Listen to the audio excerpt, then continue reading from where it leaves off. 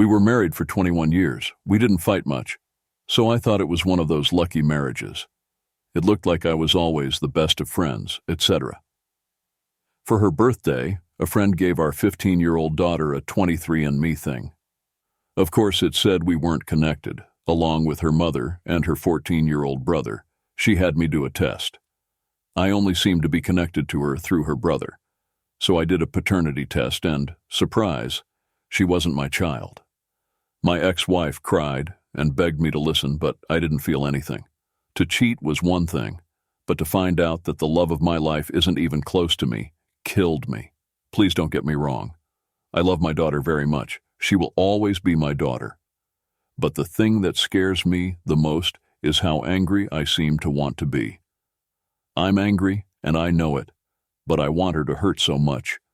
I've never been this way before.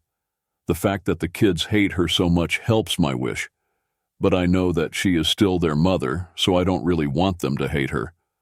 All of her parents and relatives are embarrassed by her. In fact, her sister hasn't talked to her in a few months. We all went through it together because we grew up together. As I said before, this makes me feel good, which scares me because I don't want her life to fall apart. But I can't help but feel happy when I find out something that makes her life fall apart. They don't like their mother at all right now, so they moved in with me, with both of them. The way they refuse to talk to her right now makes me think about having the talk about them going to talk to her. What breaks my heart the most is that my daughter seems to be taking on too many roles as a daughter. For the most part, she is a great daughter because she always tells me how much she loves me.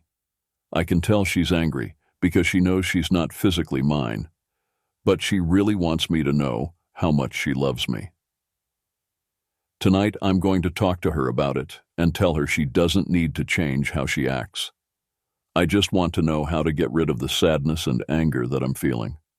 I want to move on and help my kids do the same, so they can worry about school and being a teen. Anything you can say will help. What you should do before reading the update. This is way too important for Reddit to handle. You and the kids need to see a therapist right away. Having said that, let me give you some advice based on what I've learned. Biology is boring to kids. Your daughter will always think of you as her dad. Without a doubt, I love my 2 stepdaughters just as much as my 2 real children. Though she may be afraid that you will leave because she can tell that you are mad at her mother.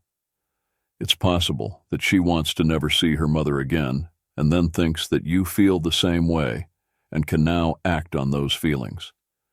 The fact that she's not your daughter means that you need to tell her that you plan to be her dad for a long time.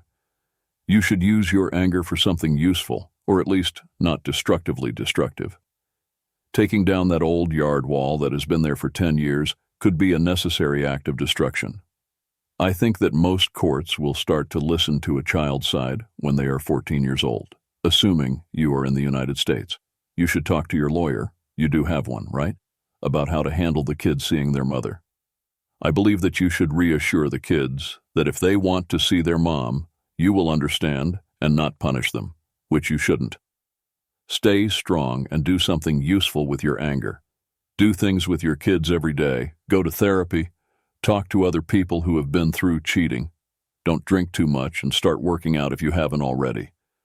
Taking a break from the hurt and anger will help them go away. You just need to wait long enough. Have fun. I can't stress this enough. Get treatment for you and the kids. I know this because I found out my dad isn't my biological dad. It makes you feel really bad. It sounds like you're a great and caring dad. If your anger doesn't lead you to make bad choices, I don't think it's always bad. Yes, you should be mad, and that anger will help you get through the beginning. It will be gone soon enough. She lied to your kids, so they should be mad at her too. They might stop hating her, or they might not. The fact that my mother cheated on me when I was a teenager has stuck with me for 40 years. I don't need her, and she can die by herself when the time comes. We're sorry you joined our club, but the people here are nice and willing to help. Do not carry the water for your wife any longer. Allow the kids to choose when and if they want to talk to their mom. They're in a relationship. Do not make your adult children talk to their mother against their will. The fact that my dad made me see my mom made me hate them both as a child. Even though I knew why, it didn't change how I felt. Your kids need time to think about this too, just like you do. Right on. It's normal and expected to feel hate after something like this. It's okay if they don't forgive her at some point, but it's okay if they do. The following is a report on what's going on. Just so you know, we did talk about it, and it was at the fair.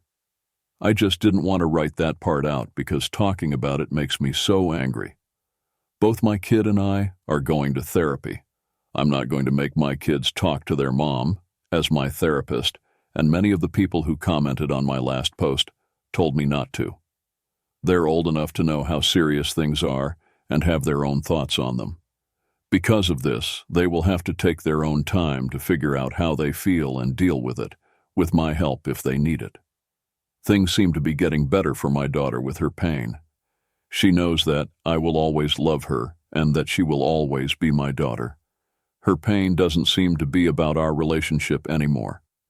It's about how she has trouble trusting people now that her family has been split up. You know what? She told me she thinks it's all her fault, and that the family would still be together if she hadn't brought the child home. I gave her a big hug and told her it wasn't her fault. She was just trying to have fun with her family.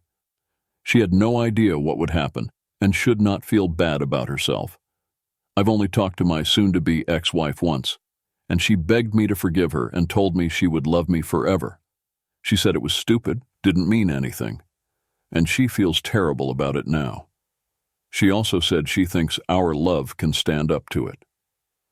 I told her that she wouldn't have needed to find peace in someone else if our love was that strong. She is living with her parents right now. I talked to her sister, and it sounds like she's almost ready to kill herself. They want to get her to help, but she says no because all she wants to do is see me and the kids. So I'm getting ready to give her the divorce papers. I don't want to add anything else that will hurt her mental health. I asked my son and daughter if they would like to talk to her, but they flatly refused. I'm going to do what they want and give them time to deal with things on their own. I can't shake the thought that she doesn't care how it made any of us feel. She only cares about losing her perfect family and the easy life we had. She is to blame. It's not in my plans to try to fix the relationship and move on. Okay, that's all for now. In spite of the comfort, she had an open act, bore another man's child to term, and had you raise her without knowing it.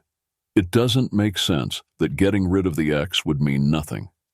Also, the whole "it was nothing" thing makes me feel bad in another way. You broke all the trust that had been built up over years when you let a man raise a child that wasn't his. It was for nothing. It wasn't worth ending the relationship for nothing. The first post on this topic that made me speechless. I agree. Man, some people are really mean. That little girl will always be afraid that her father will leave her because they are not connected by blood. That fear will never go away, no matter how much treatment she gets or time she spends doing good things. After you give her the divorce papers, she will probably try to hurt herself in a fake way. Yes, she is angry because she is going to lose her beautiful family. Take care of your kids and find someone who would never hurt you like that. God bless everything you do. That's right. This is just a way for the soon-to-be ex-wife to try to make people feel sorry for her. This is something we've seen way too often. The last story is now up. I didn't cheat on her, but he did with his wife. Really, why am I so stupid? Although I don't want to blame myself for falling for it because I didn't see all the clear signs that he was a shady jerk, I'm just in a bad mood right now, and he knew that. The first time I thought he might be married was when we talked about his life and past relationships. He talked about having a roommate with 2 kids and how he thinks of them as his own because she has lived with him for so long. Because of this, he had a hard time dating because women didn't like his fake family, as she called them. That's stupid, right? Just like always, I was missing things and not listening to my gut when that first response came up. Due to the high cost of living here, it's very normal for people to have roommates. To make this story go faster, a lot of things are skipped over.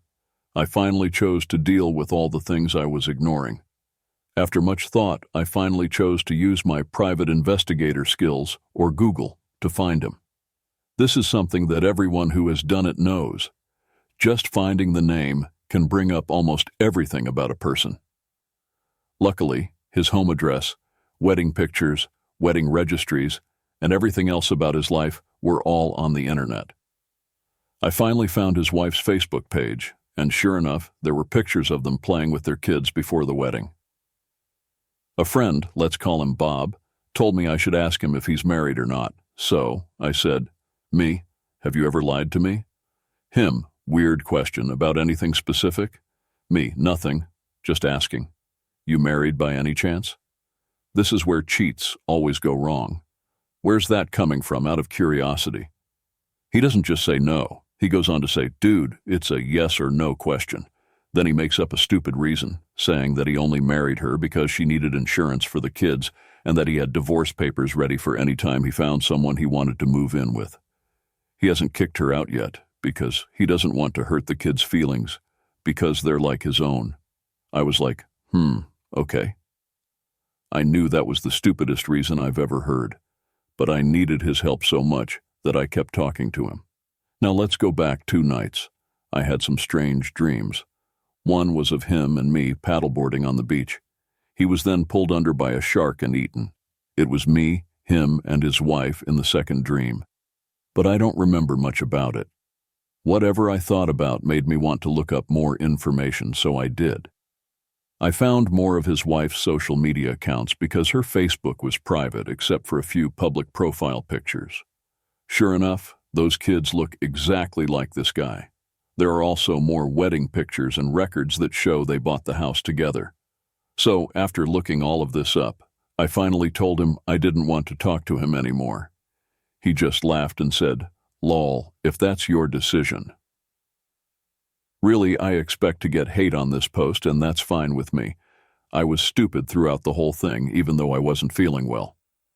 I knew all of this BS was wrong, but I still went along with it. I'm not even sad for myself because I'm young and have a long time to deal with more complicated situations. He may cheat on his wife, but she will have to deal with him. Oh, she's really pretty, and he has nothing good about him besides his fake attitude. She could do better, and it annoys me that he doesn't recognize that the kids are his and calls his wife a roommate. That is totally disgusting. I did message her, but it wasn't about cheating. I just asked about the plan they were working out so she would get the idea without me having to say it. Her Facebook was set to private, so I don't think she'll ever see it. Since we're not friends, I don't know how often she uses her phone or if my message will show up there. I hope he sees this, and I hope you go screw yourself with a broomstick. He has already read it. I'm still thinking about what happened because it was so recent. To be honest, I should have stopped talking to him. He tried to kiss me the first time we met, but I didn't want to. He grabbed my face and made me kiss him. A few hours later, he texted me to say sorry, but even after that, he kept being mean to me. I really have no idea what I was thinking. Even though I don't think much of myself, I know I deserve better than that. It's not your fault that you weren't sure if he was married at that point. You should leave that place as soon as you found out what was going on. What age are you? What's the age gap between these two? I'm glad you got away from that, but you should have learned to spot the warning signs. I did message her, but it wasn't about cheating. I just asked about the plan they were working out so she would get the idea without me having to say it. Man up and tell her he cheated on you. Any proof that he did it would help her in court. I do have proof, but I don't think she'll ever see the message I sent. No matter what, it makes me think of a story I told a friend. She slept with a married man who had 3 kids. They dated for about 8 months before she found out he was married. She was single at the time. The first time I looked at his Facebook page, the picture on the cover was of him, his wife, and their 3 kids. I asked her right away, "Are you kidding me? You haven't looked for him on social media? His profile picture is of him with his whole family. I don't think you're that naive." When I told her the truth, she changed the story to, yeah, maybe he mentioned it at some point, but he was about to divorce. My point is that people's lives are so public on social media these days that it's impossible to act so naive. I learned about everything from her because she uses social media, and he doesn't. You should learn from this. If you haven't done a full Google check on your partner before going out with them, you're not being very smart.